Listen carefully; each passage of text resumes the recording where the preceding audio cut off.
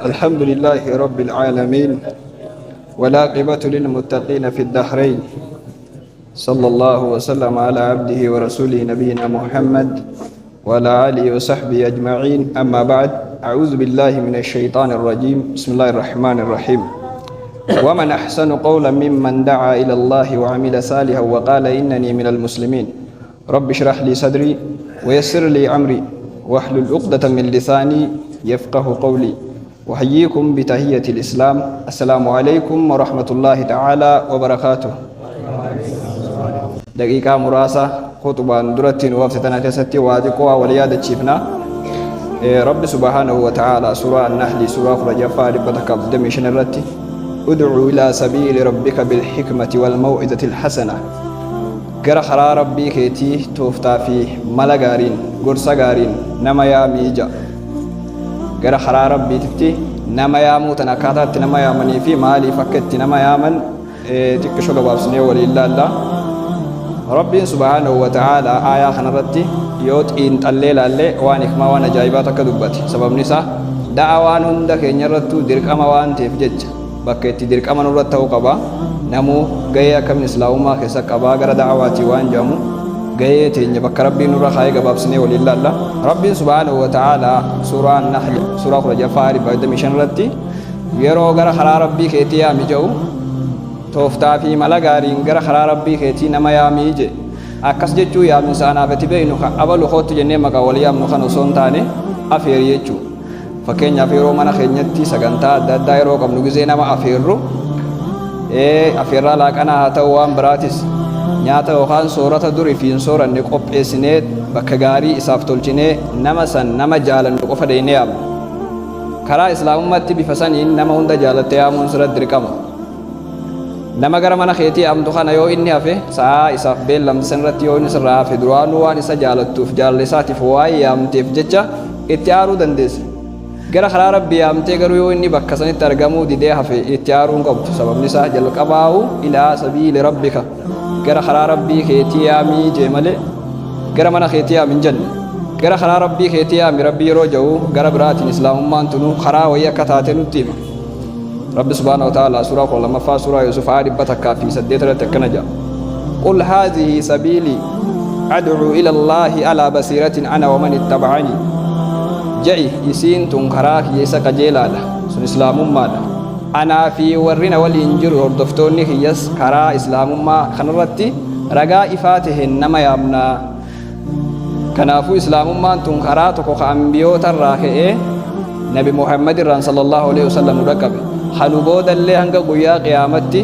ور ربي تيامني في أنبيوت ربي جل ديمو إر ديمو يجو كران جلن خيونا من سر رامو جاته إبدا جهنم كفودا دويجو وان كانت يفجع سورة قرآن تكفى آية جافتر بيرو قرآنو اهدنا الصراط المستقيم جن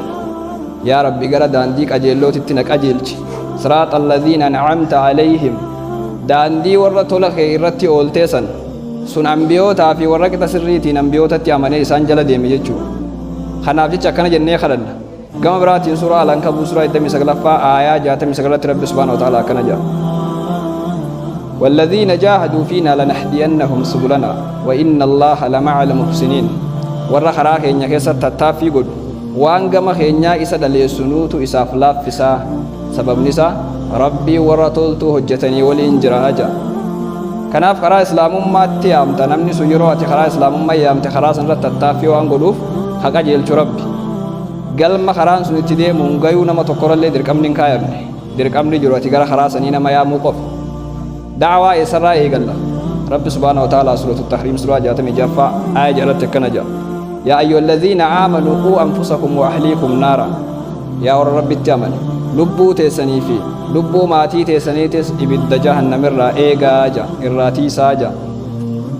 akkas jechuun dhaabbattee akka manatti ibiddi hin qabanne halkanii guyyaa irraa eeguu osoo hin taane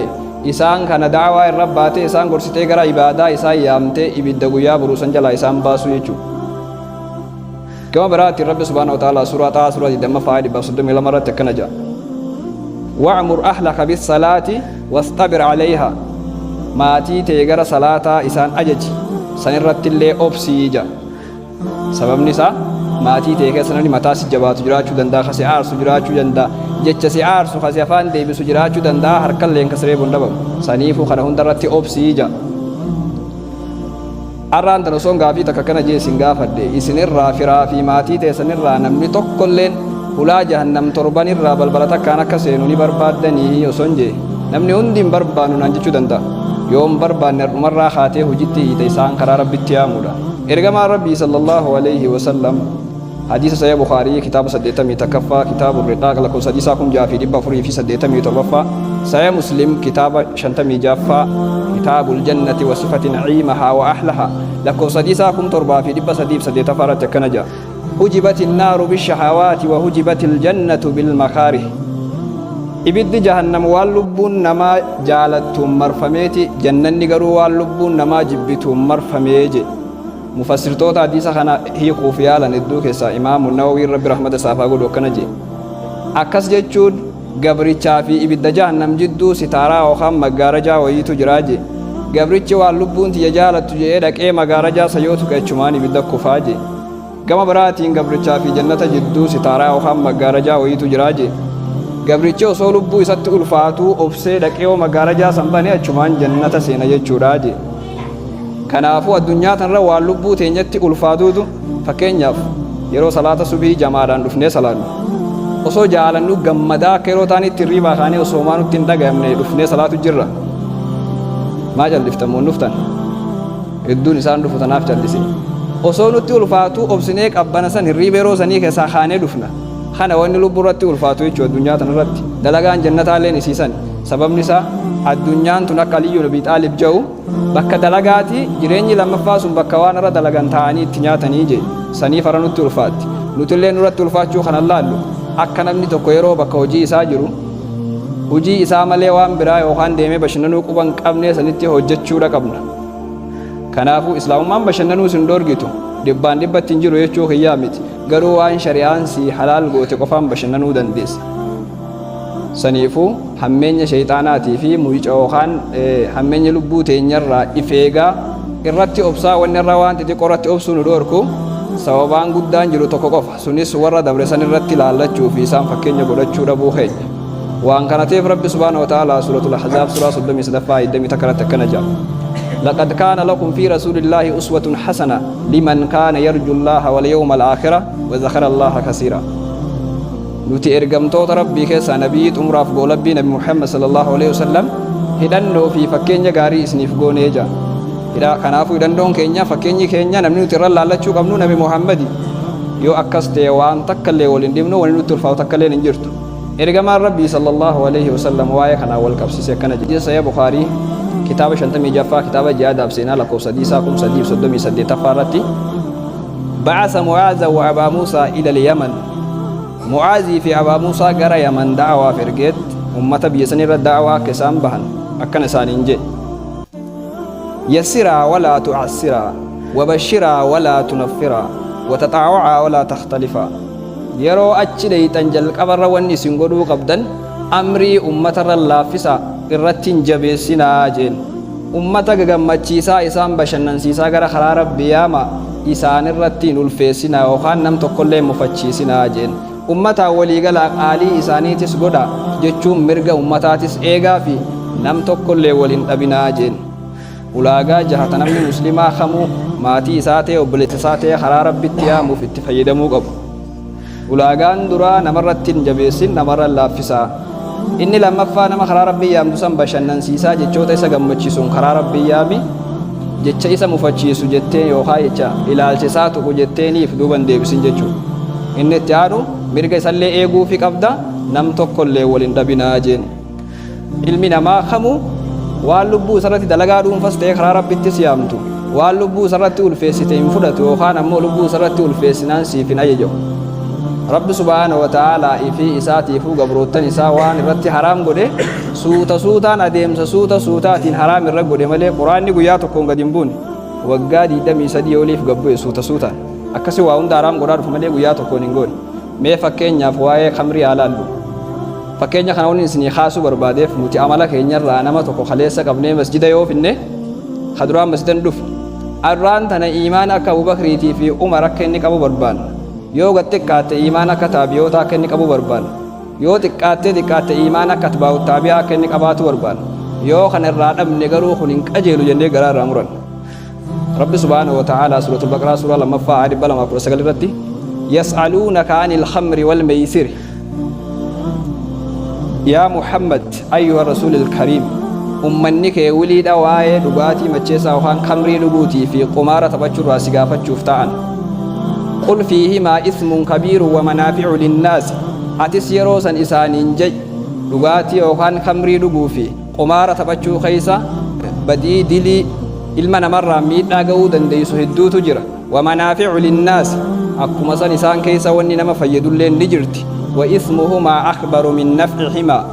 garuu miidhaa isaan qabantu faayidaa isaanirra guddoo jayinii haraam godheemma rabbiin haraam hin godhe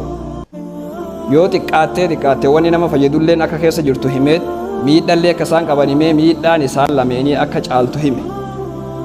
itti fufuun rabbi subhaanahu wa ta'aalaa suuratun nisaa'i suuraa araffaa aaya 44 akkana jedha يا أيها الذين آمنوا لا تقربوا الصلاة وأنتم سكارى حتى تعلموا ما تقولون يا رب اتمنتن حالا كمري دويدني مچويتني غير صلاة هندياتنا هنغوان جتن معنا متني سي بيتن التيجي أكنا يجو مؤمن دوني رو سنجران هند خمري دغو ترن سبب ربنا آية خن الرب بوسه صحابوني دون دغني دفني غير صلاة يرو دفن ارغا قرآن جلدي سودان قراو ترن waan kanateef rabbiin yoo xiqqaatte yeroo salaanni dhihaate akka isaan irraa dhaabbatan isaan irratti dirqama godhe isaanilleen yeroo salaanni achiin dhihaatu dhaabanii yeroo salaata isaanii xumuran namuu noormaali baratamaadha dhugeet hojii isaa hojjeta xumura irratti rabbi subhaanahu wa ta'aalaa suuratul maa'idaa suuraa 90 irratti yaa ayyuhalladhiina aamanuu innamal khamru wal maysiru wal ansaabu wal azlaamu rijsun min amali shayxaani fajtanibuuhu la'allakum tuflihuun yaa warra rabbitti amantan kamrii yookaan dhugaatii macheessaa dhuguu qumaara taphachuu sanama yookaan waan rabbiin ala jiru gabbaruu fi qalamaan milkii yookaan raaga laallachuun hundinuu dalagaalee fofokkottuu shayxaanarraa irraa fagaadhaa akka milkooytanii fi ija eegasii xumura rabbi subhaanahu wa ta'aalaa suuratul maa'idaa suuraa 5 aayaa 90 takka irratti jala sararee dhorke jechuudha kanaaf rabbiin suutaan akkanatti irra laaffisee gabroottan isaati irratti haraam godhe kuni kamaa da'awaati kamaa gara karaa rabbii namni ittiin nama yaamu hundi irraa fudhachuu qabu wanni kun hundi wanni rabbiin bifa kanaan dhoorke hundi waan guyyaa takkaan dhiisuun ilma namarratti ulfaatu waan ta'eef jecha araada yookaan waan namni adda addaa haraaru guyyaa takkaan dhiisee hoteen namni dhiisuu hin dandeenye jira waan ta'eef jecha har'a anaa fi ati garuu nama tokko qabnee masjida geessinee boru yoo inni salaata jamaa keessaa tokko hafe yookaan tokko mana dhiise gara irraa murannaa jecha hamaa isaan jenna bifuma kanaan rabbi waa'ee ribaa yookaan horii dhalaa nyaachuullee quraana keessatti adeemsa suutaatiin dhoorge malee guyyaa takkaan guyyaa dura quraana buusuun haraam hin goone eegasii quraana keessa bakka hedduu dubbate suuratul baqaraa suuraa 275 suuratul baqaraa suuraa 276 suuratul baqaraa suuraa 278 suuraa ali imraan suuraa 330 suuratul nisaa'i suuraa 460 takkaa fi xumurratti ergamaan rabbii sallallahu alaihi wasallam hadiisa sahih bukhaarii kitaaba 30 kitaabul buyuu' lakkoofsa hadiisaa 285 irratti leeylatal israa'i wal miiraaj halkan rabbiin gara hawaa yookaan samii isa baase waan hedduu achitti arge keessaa tokko kaataa nama maallaqa dhalaa yookaan ribaa nyaatu rabbiin itti qixaaxu argee eeganni gaddeebi'ee hadiisa kana himeen booda warri ergamaa rabbitti amanan tokkolleen ribaa nyaachuudhaaf kajeelanii hin beekan kanaaf rabbiin tooftaa fi mala gaariin akkanatti ifiifuu gabroottan isaa waan haraam irra godhe hunda haraam godhe kanaaf jecha isinilleen hikmaan gara karaa rabbii nama yaamaa nuun ja'a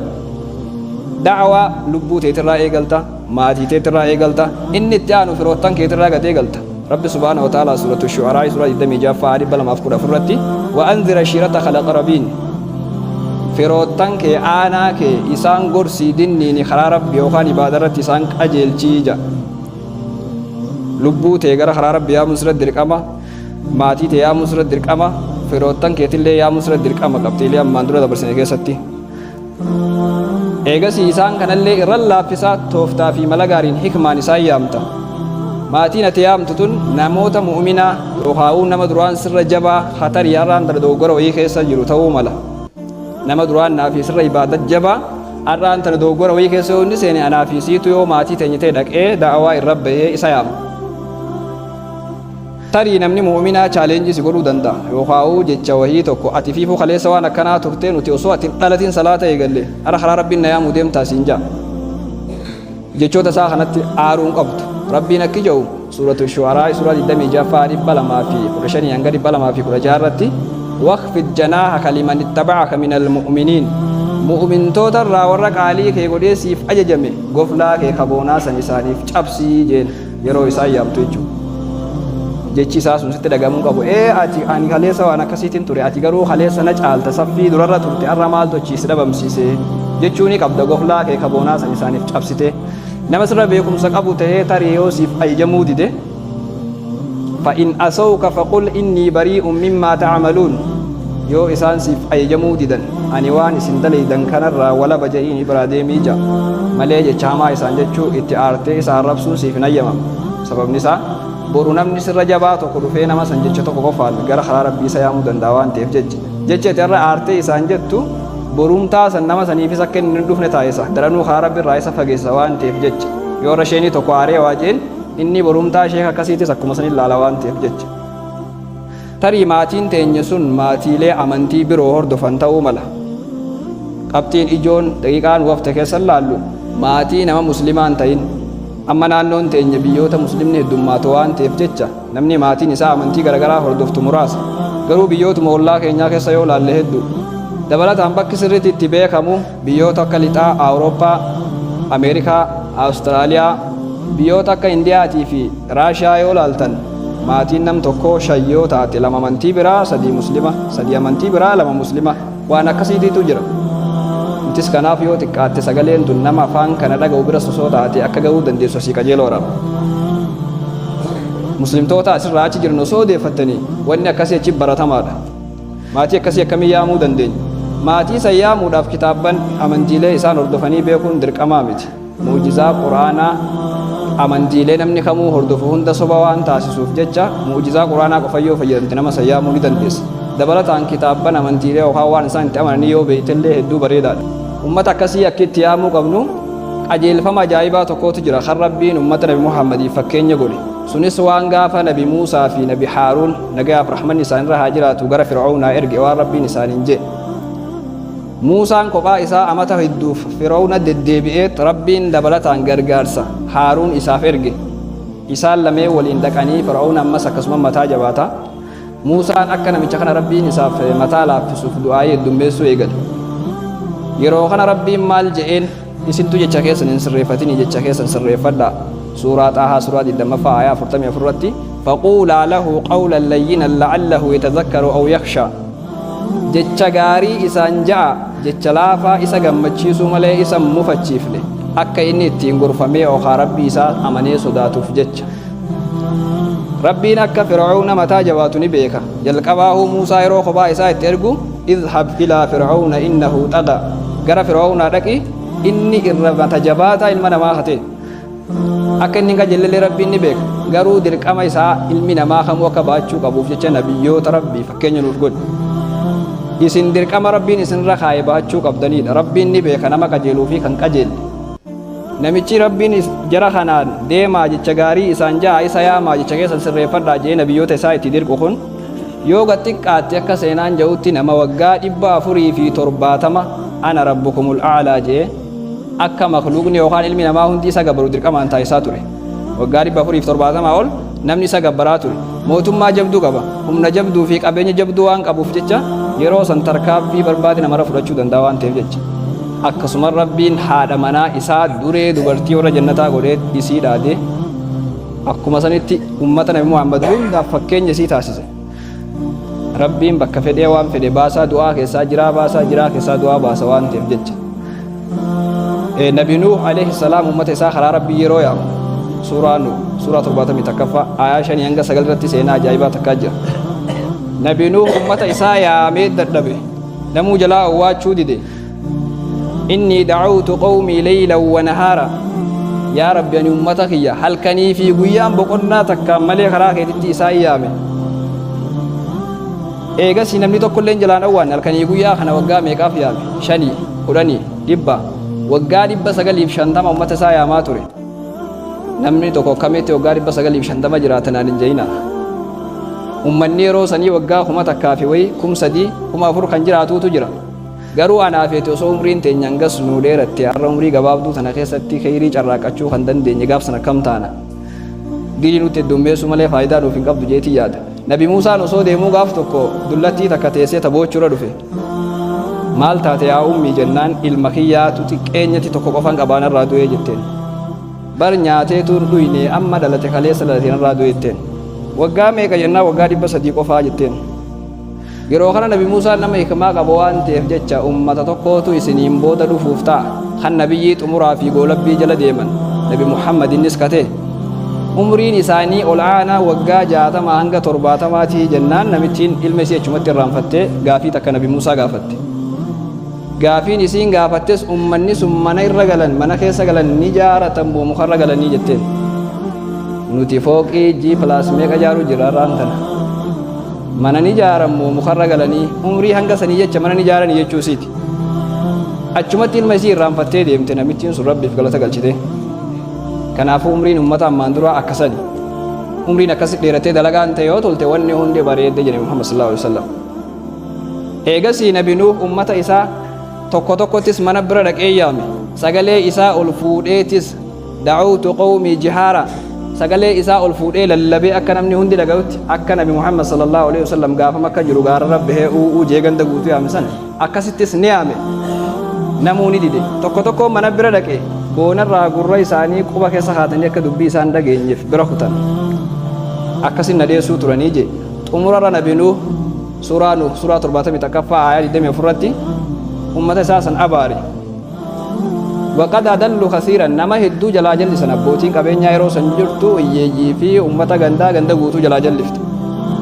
yaa rabbi ummata kana zaalimtoota kanaaf jallina yoo ta'e malee waan biraa isaaniif hin ida'inii je xumura irrattis yaa rabbi ummata kana tokkollee addunyaa irratti hin dhiisin kaafirtoota yeroo tanaa addunyaa irraa galchii je yoo ati addunyaa irra dhiifte ilmaan isaan irraan booda horanis jallatoo akka isaanii kararraa bahee gabroottan kee jallisu malee hin horanii je nabi Nuuh ummata isaatiin akkas jechuun mirga guutuu qaba anaafate irra garuu nam tokkollee akkana jechuu hin dandeenyu jallaa fedhe haa ta'u sababni isaa inni nabiyyii wahii rabbi irraa dhagee qofaan dubbatu waan ta'eef jecha nuti kanarraa ragaa godhannee akkas namaan jechuu mirga hin qabnu mirgi nuuf hin kennamne maatii ta'e keessaayis nama yaamtu waan isa jaalattuuf gorsa gaariin isa gorsitee isa qajeelchuu hin dandeessu waan nam tokko jibbiteefis isa ammeessitee yookaan isa abaartee isa jallisuu hin dandeessu rabbi subhaanahu wa ta'aalaa suuratul qasas suuraa 28ffaa عائشة تمي جرت كنجا إنك لا تهدي من أحببت ولكن الله يهدي من يشاء وهو أعلم بالمهتدين أتما نما فيت الله هاتو وبلسك هذا فباك هاتو نما جالت وان إسا جالت وجدت أجيلجو هندن ديسو ربي نغرو أبا فدك أجيلجا إني نما دوغان أجيلو فيك أجيلس أدى بيكاجي kanaafuu rabbiin nama jallatee fi kadhuwaan qajeelu anaatu beekaa jee dubbiitu muree jira anaaf dirqamni nurra jiru ga'ee keenya baachuu qofa irratti obsaa mindaa namni karaa rabbiin nama yaamu saniif dura yaadataa saniin nama yaamuu qaba ergamaan rabbii sallallahu alaihi wasallam hadiisa ya muslim kitaaba 34ffaa kitaabul imaaraat lakkoofsa hadiisaa 5,700 akkijee man dalla alaa khayrin falahu mislu ajri faa'ilih namni gara dalagaa gaarii takka nama qajeelche isaafis mindaa akka nama waan san dalageetu isaaf jiraa je akkana jechuun hojii gaarii takka yaamtee nama yoo irra keesse dhawaata namni sun waan san dalaguun atis mindaa akkasii qabda jechuu itti hufee ergamaan rabbii sallallahu alaihi wasallam hadiisa muslim kitaaba 48ffaa kitaabul ilmi lakkoofsa hadiisaa 6,980 akkana je man da'aa ilaa hudan kaana lahu min al-ajri mithlu ujuuri man tabi'ahu laa yanqusu dhaalika min ujuurihim shay'a nama gara karaa qajeelloo tokko nama qajeelcheef isaafis mindaa akka nama karaa sanirra dhufee deemeetu isaaf jira mindaa jara kaanirra illee osoo hin irranetti akkana jechuun ati boru nama 10 qabdee masjida kana fiddee akka inni salaatu yoo goote atis salaata nam 10 qabda mindaa akkasiitu siif deema osoo kajararraa hin irranneen duratti jechuudha akkuma sanitti ergamaan rabbii sallallahu alaihi wasallam hadiisa sahih bukhaarii kitaaba 62ffaa kitaaba fadaa'ila sahaabota lakkoofsa hadiisaa 3,701ffaa sahih bukhaarii kitaaba 56ffaa kitaaba jihaadaa fi seenaa fuula 740 lakkoofsa hadiisaa 3,900 irratti akkijee